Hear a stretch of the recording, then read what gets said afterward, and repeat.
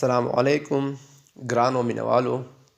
دا د انګلیسي یو ځل بیا پیل شوله چې په دا کې موږ هره ورځ د 20 د انګلیسي ډېرې مهمې پوښتنې او ځوابونه حل کوو.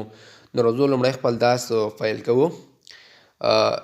راځو لومړی ته who is that هغه څوک دی. جیل ورته وایي. he is my brother هغه زما ورور دی.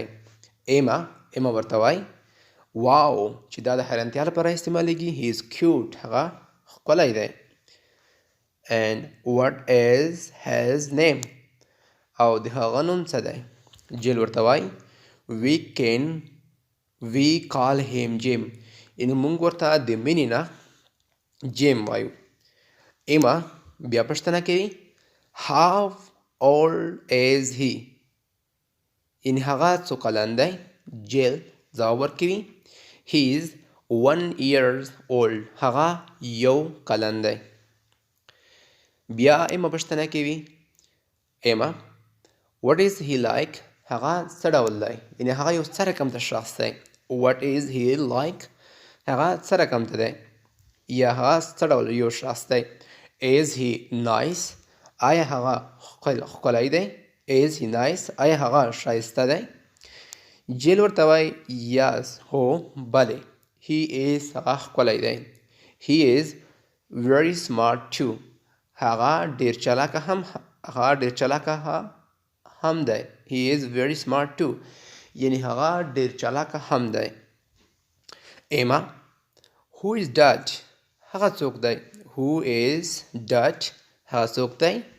جیل ورته وایي my sister Tommy زما خور ټومي ده. my sister Tommy زما خور ټومي ده. Tommy she is only 21 هغه یوازې د 21 کالو ده. he is only 21 هغه یوازې د 21 کالو ده. and he is the baby of family یعنې دی په کورنۍ کې یوازینۍ ماشومه ده. یعنې دی په دغه کورنۍ کې یوازینۍ ماشومه ده چې کوچنۍ ده. یعنې سره راځو د بلې درس ته راځو. peer work تاسې جوړیز کار وکئ یعنې څو نفره سره کښېنئ او کار اجرا کوئ. look at the peoples تاسې دغه خلکو ته وګورئ. in jail's family د جیل په کورنۍ کې. for 1 minute د یوې دقیقې لپاره. then close your books بیا تاسې خپل کتابونه بند کئ. how old are they تاسې ووایئ چې دوی څو کلن دي. how old are they یعنې دوی څو کلن دي.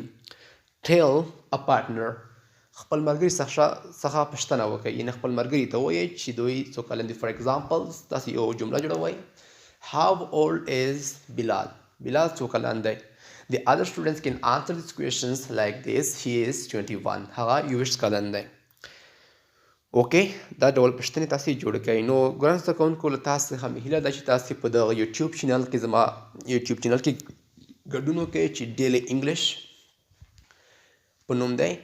انشاءالله زه به هڅه کوم چې تاسې ته نوي شیان وړاندې کړم. تاسو ته انشاءالله راتلونکي کې ګرامر هم په نظر کې نیول شوی ده او بیسک لیول ګرامر بیسک لیول انګلیش ورډز اینډ های لیول انګلیش ورډز دي چې دا زیات مهم دي.